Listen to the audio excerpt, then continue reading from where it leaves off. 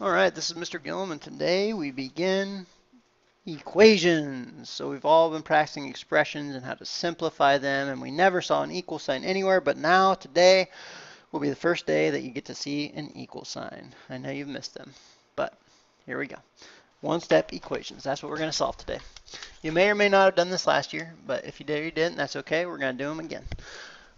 One-step equations. So we got this big long dialogue, and basically what you need to know is this.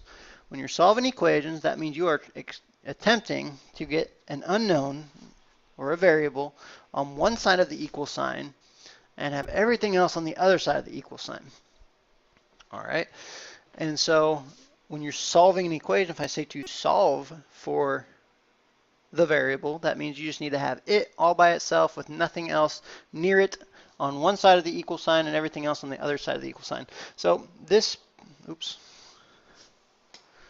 little part right here is represented by the equal sign. That guy is the equal sign. Okay, and whatever's over here, we got to keep it balanced with whatever is over here. All right. There's these things called inverse operations. Okay, they're inverse operations. So if I add 2 blocks over here to keep it balanced, I would also have to add 2 blocks over here. But if I started with those 2 blocks, say the blue ones, and I took away those these blue boxes, if I take one away from here, I also have to take one away from here as well. And if I want to take this one away, I'd also have to take this one away. And so one of the things you learn really quickly with an equation is an equals means equals. It means the same amount on each side of this sign. And so whatever you do on one side, you must also do on the other side. There's these things called inverses, and you probably are familiar with them. Add and subtract, okay? If I add 2 and then I subtract 2, I'm right back where I started.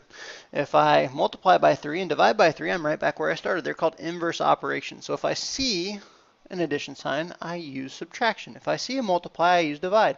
Same way, if I see subtraction, I'm going to add. If I see division, I'm going to multiply. All right, square roots, that's a little more advanced, but we might introduce a little bit of that eventually. So let's take a look here. And I want to say that maybe you've done some of this stuff before. The big thing to keep in mind is the equal sign. So what I'm going to do before I do anything else, I'm just going to draw this line right here, right on all my equal signs, so I do not lose track of where my balance is at. Okay, I want to keep both sides balanced. So what this is saying is this equal sign is saying whatever this x is, if I add it to 6, it's going to have to equal 4. All right, and so you can probably think of a number. You probably think, okay, if there was a number I had to put in for x where it balanced with 4, I'd probably have to choose -2 because I knew -2 plus 6 is 4. But there's an actual algebraic way to solve these through inverse operations. Okay, so inverses are add and subtract, multiply and divide. Those are inverses with one another. So what I see when it says solve is that's telling me I want to get the variable on one side of the balance and everything else on the other side of the balance. Now it doesn't matter what this number is over here because it doesn't matter. It just doesn't matter. The only thing I am concerned with is this +6 right here. It's with the variable. I don't want it with the variable. Okay? Because it's a +6, what I would like to do is use an inverse operation. I am going to subtract 6 from both sides of my equation. I know that x plus 6 minus 6 is x plus 0. There's nothing left. And on the right-hand side, if I have 4 minus 6, I have -2. Now this line represents my equal sign. As you can see, x plus 0 is still going to equal x, and now I know x equals -2. So I just simplify. So the inverse operations are going to help us to solve these one-step equations. And then as we get more and more complex, we'll have 1 or 2 or 3 or 4-step equations. So you're looking at the side with the variable, and you're moving everything away from the variable. Okay, that's what we're doing today. So like I said, I'm going to ignore the right-hand side of this equation. I'm just going to look at this side. I want just to have an x over here, but I see that it says -3. The inverse operation with subtraction is addition.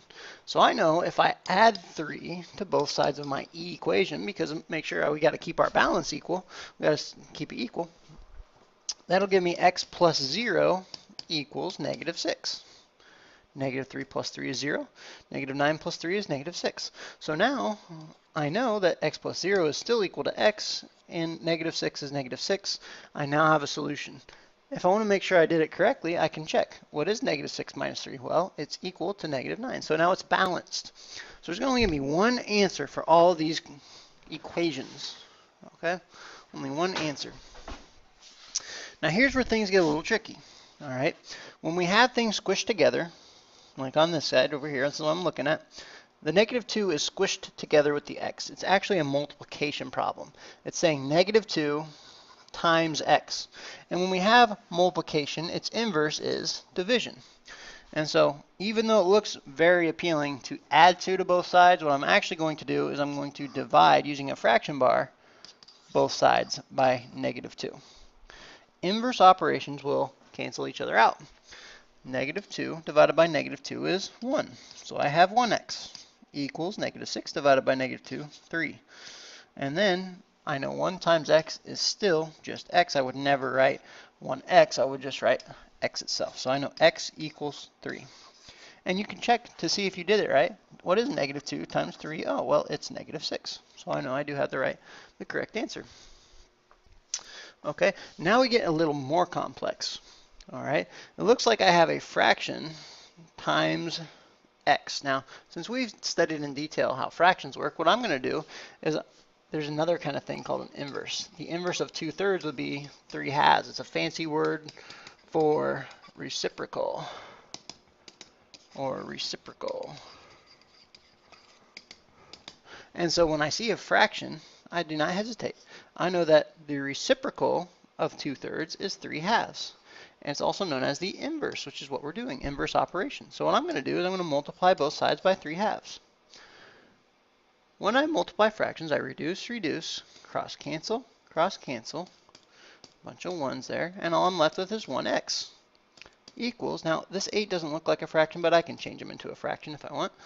I'm going to reduce, cross cancel, 4 times 3 is 12, over 1 times 1 is 1. Now I wouldn't write 1x, I would just write x, and I wouldn't write 12 over 1, I would just write 12. So I know x equals 12. And I know that 2/3 of 12 would be 8. So I know I did it correctly. Okay, so that's going to be an important one. When you see that fraction, you're thinking I'm going to multiply by the inverse, or better yet, we're going to call it the reciprocal. Multiply both sides by the reciprocal, and we're going to use that information that we learned about multiplying fractions. I have 2 more to go here. Now this one's a little different. Okay, there's a fraction, but it's just really, that fraction just means divided by 3. Okay, just means divided by 3. And so the inverse of division is multiplication. So instead of dividing by 3, if I'm trying to get x all by itself on one side of the equal sign, I'm going to multiply by 3. And if I multiply one side by 3, I also have to multiply the other side by 3. All I'm left with is 1x. And on the right, 24, but I wouldn't write 1x, I would just write x. So x equals 24.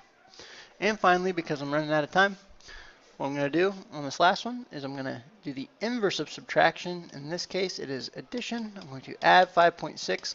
And the reason I'm doing that is I'm trying to get x all by itself. And I know negative 5.6 plus 5.6 is 0. And 1.2 plus 5.6 is 6.8. And x plus 0 is still x. So I know x equals 6.8. Now, if it were written the other way around, with the x minus 5.6 on this side and the 1.2 on this side, I wouldn't be adding 1.2 or subtracting 1.2. Remember, the whole goal is to get the variable by itself. So I would add 5.6 the same way. I would still get 6.8 equals x. So just remember, you're doing everything to get the variable by itself, and that's the main goal. All right, so that's it for today.